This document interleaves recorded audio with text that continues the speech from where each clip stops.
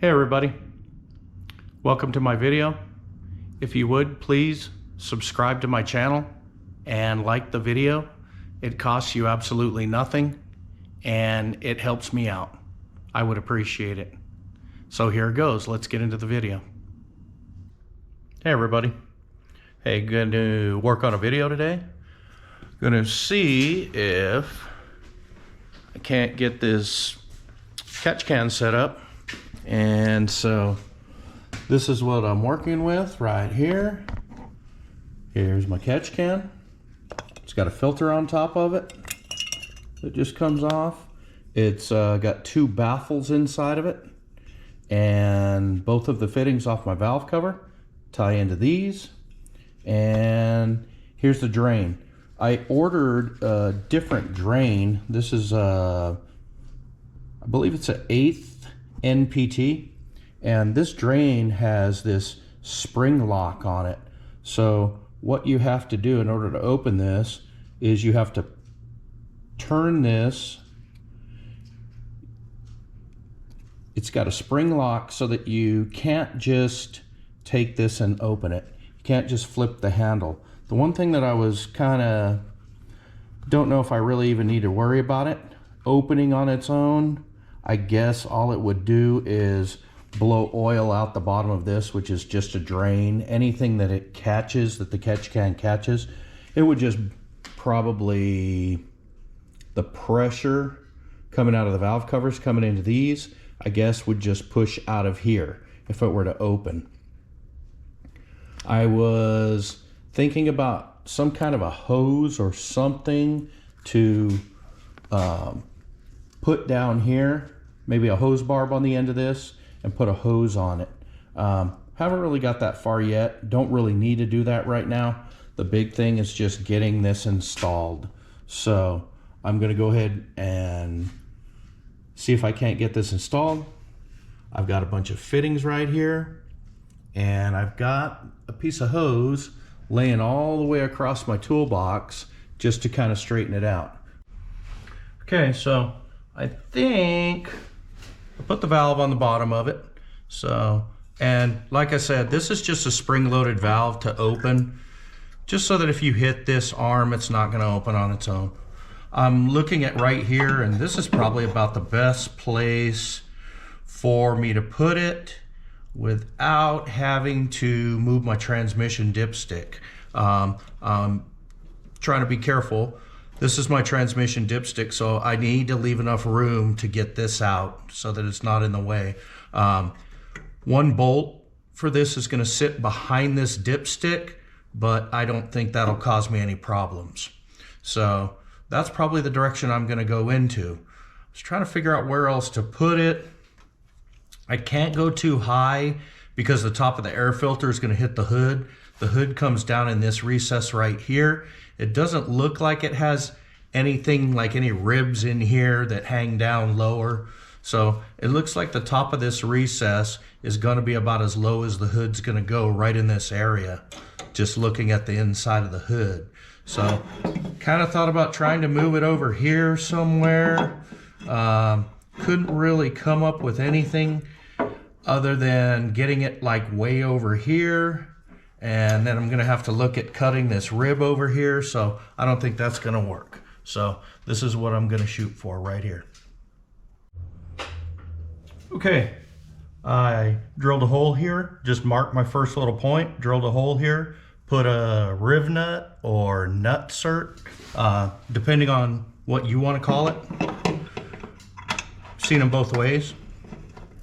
And I'm just going to put a bolt in one side of this, because I figured if I just bolt one side in, then I can, you know, figure out exactly where I want to put my other bolt, make sure I'm getting it straight. So I'm just bolting one side of it at the moment. Then once I do that, I'll just probably either eyeball it or take a level and, you know, just level it out.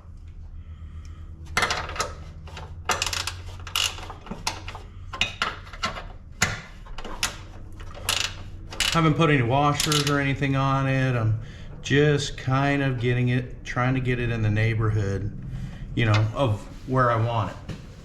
So I just kind of stand out front of the car, just kind of look at it.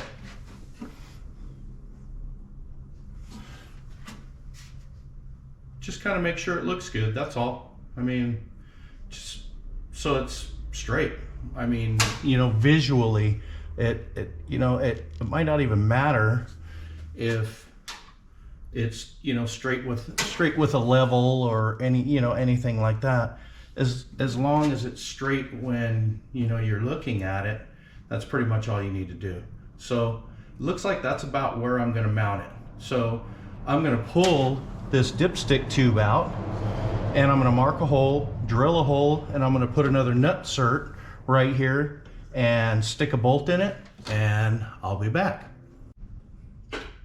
Okay. Well, I've got my 2 Riv nuts put in, pulled my transmission dipstick out, and I just put a little piece of a old earplug in there, just to keep any metal shavings or anything out of it. While I was drilling, I don't want any of that crap going down into my transmission. So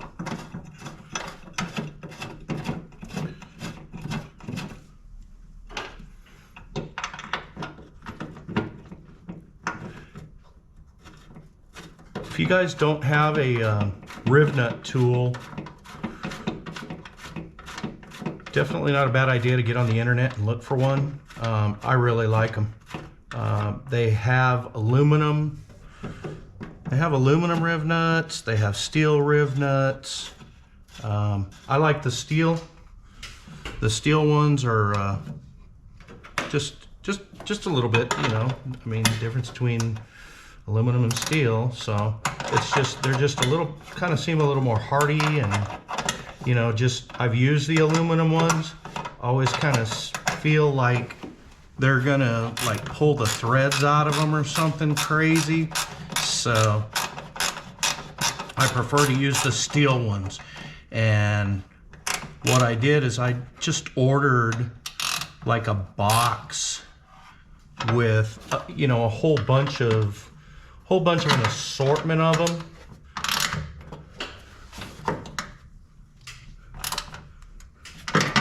So I've just got a whole bunch of replacements. You can order just the Riv Nut replacements online instead of, you know, just buying the whole kit. You can buy the kit with the tool once. I know there's a lot of people online showing you how to just use a bolt. All you have to really do is use a bolt, and then maybe a nut inside of it, a bigger nut that won't grab the threads, and a couple of washers, and then you just tighten it down while you're holding the other nut with a wrench, and just kind of double wrench it, and it'll squeeze the Riv nut. So that's all they do, is they squeeze on metal, pinch, and they give you a place to have some bolt holes, you know, some threads to where you can thread a bolt into it. So this is what I got right here. This is how it's going to fit.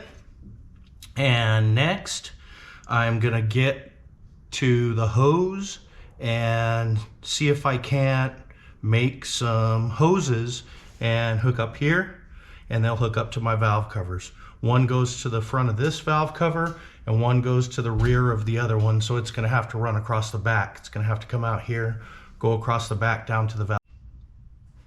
Okay, I'm going to make up my first hose end just to give myself you know, somewhere to start. Probably either put this on my valve cover or onto the catch can, just to give myself somewhere to start, so that I can figure out, you know, how long I need the other hose, how to route it, put a fitting in there. So these hose connections are fairly easy to make. These are not like the PTFE connections. These just come assembled like this. This is the hose end, and this is the AN, female AN end. So all you do is unscrew this, take it off of the end of the fitting. And then you take the nut and carefully slide it over the end of your hose. You want to slide it all the way until the hose butts up with the inside of the fitting, where it goes all the way in.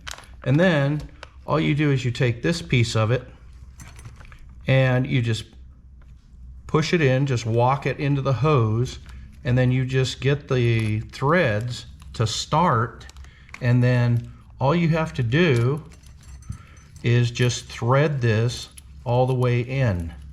And as you're threading this in, make sure you hold it together. Make sure you hold this. Don't pull this off of the end of the hose, because what this is doing is this is just little by little, it's feeding that end down into the hose and into the fitting, you know, and it's just crimping it inside of the fitting.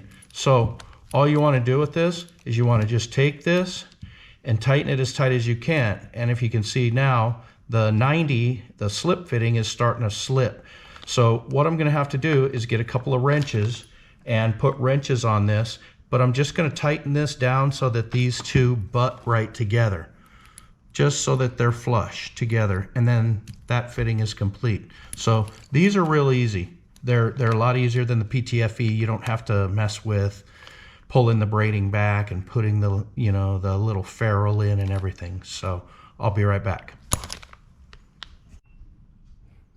Okay, so I just put this fitting on the end, tighten these up.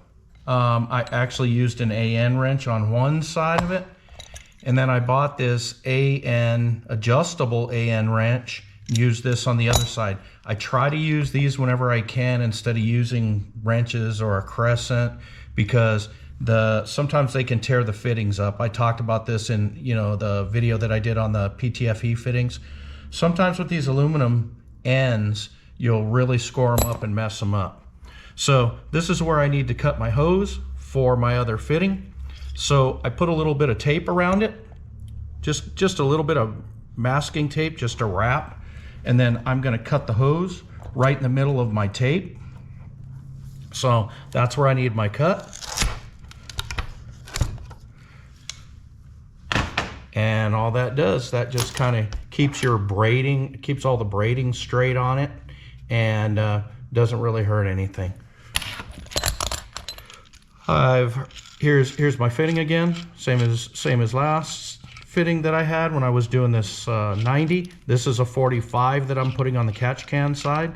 So you just unscrew this again, take this, slide it over the end of the braiding.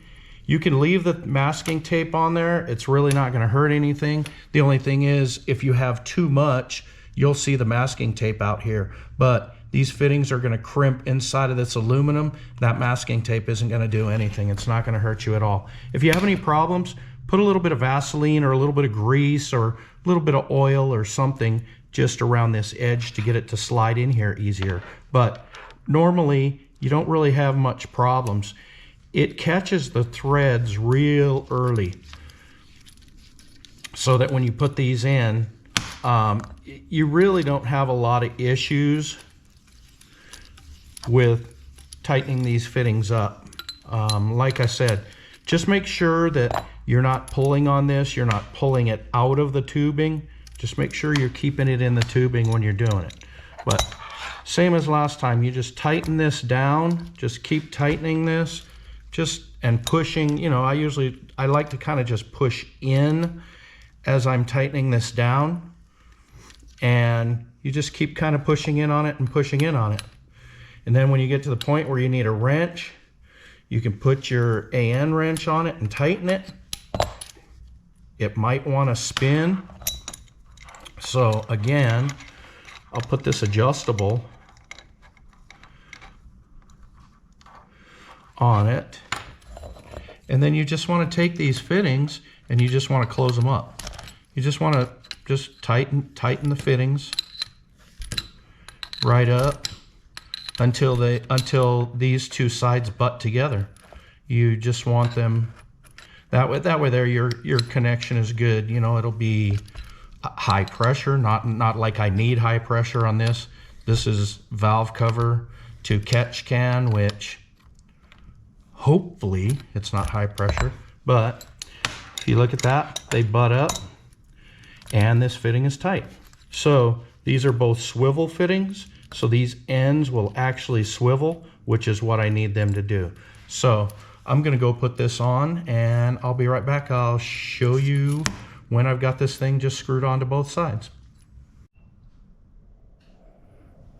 Okay, I've got it hooked up. Here's the fitting off the top of my valve cover, and the hose goes right over here to a 45 on the catch can. So this is how this first line is going to be hooked up, and then I'm going to take a look at hooking the second one to here, and then it's going to come around the back of the engine and it's going to plug right into there. I'm going to pull that cap. That's just a cap just to keep dirt and dust out of the engine right now. So I'm going to pull that cap and I'm going to do the same thing. I'm going to make myself up a hose to hook to the other side. Okay, so here's the Riv Nut tool that I have. And I figured I'd just show you. It is not that. This is it. And it's fairly bulky. It's a fairly big and bulky tool, and it won't fit in, you know, in all of the areas where you're working. Here's the set. I just bought a bunch of extra Riv nuts and just put them in an old box, you know, a parts box, and I just kind of have them marked. So that's kind of what I use. But this tool has all of these different ends, and what this is inside of each one of these boxes is just this nut right here that goes in here, and this end, which is threaded for whatever size Riv nut you're using. These are just bags. These are bags of, you know, all different size Riv nuts. These are M3s, there's some 5/16. These are just all the different sizes. So this is the kit I have. I'll take a look on Amazon and see if I can't find a link and put a link in the comments. Okay, so here you go. Got it mounted, got the filter on it. Here's my line, comes over here to the passenger side valve cover. And then here's the other line, goes around the back of the engine, comes right around and hooks into that valve cover there. So again, all this is for is this is a catch can that if there's any pressure built up in the engine from the turbocharger, that it'll push it out of the valve cover and hopefully catch any oil or anything that is in that air and keep it in the catch can until I dump it. And then it just vents it off of the top, just vents it to atmosphere.